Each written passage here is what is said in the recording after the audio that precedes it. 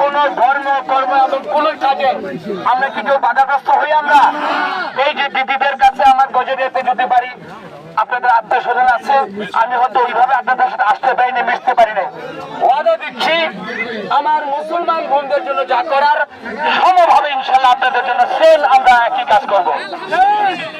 আপনাদের পূজা পাণ্ডব এবং শ্মশানে আমি গজারিয়ার প্রতিটি কাজের সাথে আমি শরীর থাকি, কারণ আপনাদের নিরাপত্তা আমাদের সবার এটা দায়িত্ব। আমরা আমাদের দায়িত্ব সম্পর্কে সচেতন থাকবো। এখন করবেন যে এত কথা কইলে আপনার উদ্দেশ্য কি বাবা কও? উদ্দেশ্য তো একটা আছে না? এটা তো উদ্দেশ্য আপনার একটা ভোট প্রার্থনা করবেন। এই ভোটটা আমি আপনার কাছে চাবো। ভোটটা পাইয়া আমি কোনো ক্ষমতাবান ব্যক্তি না হই, আমি কোনো দানব হব না, আমি মানবিক মূল্যবোধের উপর আমি রাখতে চাই।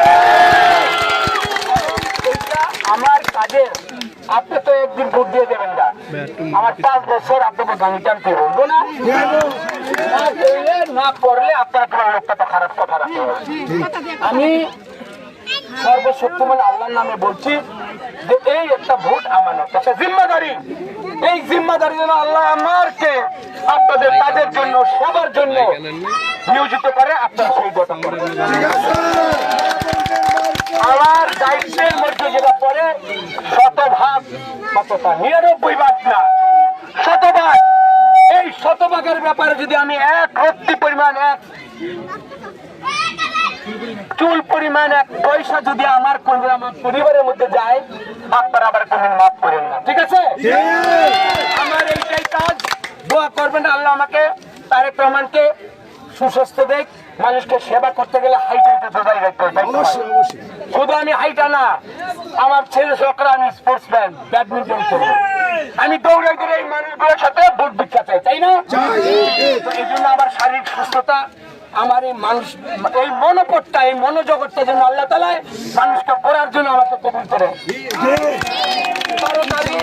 আপনারা যে যার দায়িত্বে যে যার মতো করে রান্না বান্না করেন বা না করেন, রোজার হালতে থাকবেন। এই দিদিরা আপনারা রান্নাটা সকাল সকাল শেষ করে ফেলবেন, ঠিক আছে?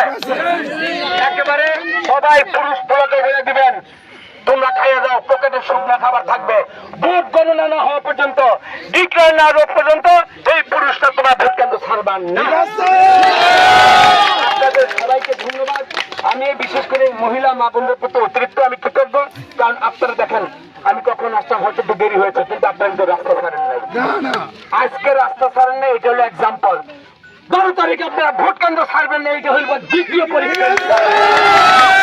আমরা সব পরীক্ষায় উত্তীর্ণ হয়ে আমরা বিজয়ের হাসি হাসতে চাই।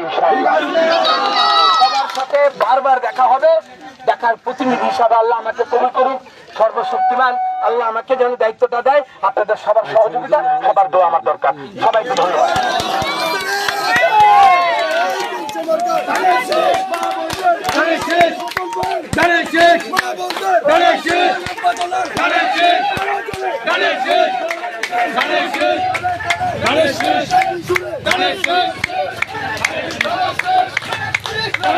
নাম্বারটা